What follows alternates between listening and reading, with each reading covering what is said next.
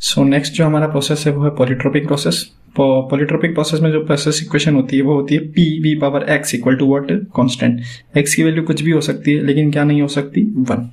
जितने भी प्रोसेसेस हैं वो सब पॉलीट्रोपिक प्रोसेस का ही एक्सटेंशन है सम हैंड तक। देखें ध्यान से कैसे, अगर मैं एक्स की वैल्यू 1 पुट कर दूं, एक्स की वैल्यू क्या पुट कर दूं, 1, तो P V power 1 equal to constant हो गया। मतलब ये कौन सा प्रोसेस बन गया, आइसोथर्मल।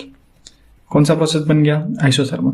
अगर मैं x की वैल्यू को गामा पुट कर दूं तो यही कौन सा प्रोसेस बन जाएगा, यही बन जाएगा एडियाबैटिक प्रोसेस। अगर मैं x की वैल्यू 0 पुट कर दूं, x की वैल्यू क्या पुट कर दी, 0, तो एनीथिंग पावर 0 क्या हो गया, 1, तो p इक्वल टू कॉन्स्टेंट बन जाएगा। मतलब यही कौन सा बन जाएगा, आइसोबारिक प्रोसेस। अगर मैं x की वैल्यू इनफाइनाइट पुट कर दूं, x की वैल्यू क्या पुट कर दूं, इनफाइनाइट, तो यही कौन सा बन जाएगा, isochoric process.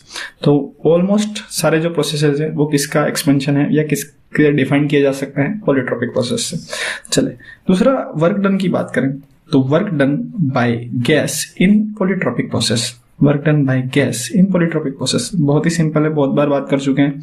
P2V2 minus P1V1 divide by 1 minus x in term of temperature NR delta T divide by 1 minus X.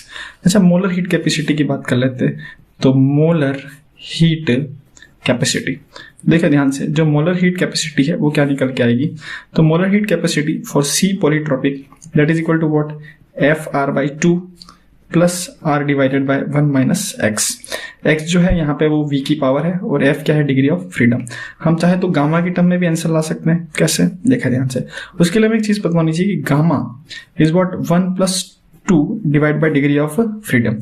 तो डिग्री ऑफ फ्रीडम कितना निकल के आ गया, 2, गामा माइनस 1, 2 को नीचे ले आओ तो F/2 degree of freedom divide by 2 equal to 1 divided by gamma minus 1। Gamma is what, adiabatic constant.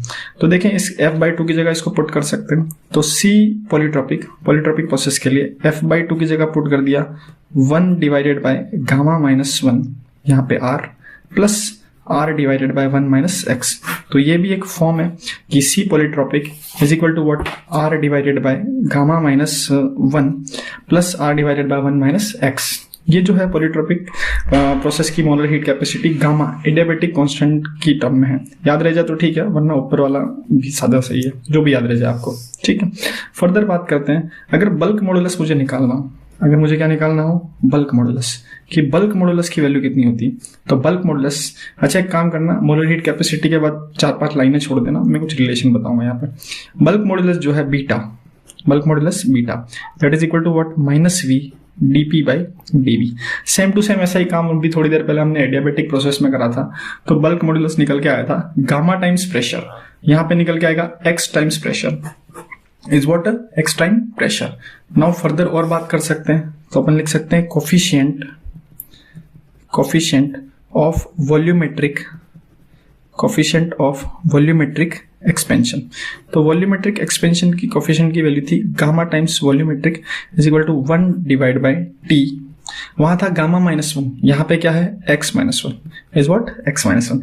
या तो आप एक काम करें, पॉलीट्रोपिक को पढ़ लें, x की जगह गामा रिप्लेस कर लें, या एडियाबैटिक पढ़ लें और जो जितना भी वहां पे था गामा की जगह किसको रिप्लेस कर लें, x की। इसके बाद मोलर हीट कैपेसिटी के बाद 5-6 लाइनें छोड़ दें, मैं कुछ बताऊंगा इंटरेस्टिंग फैक्ट। ओके।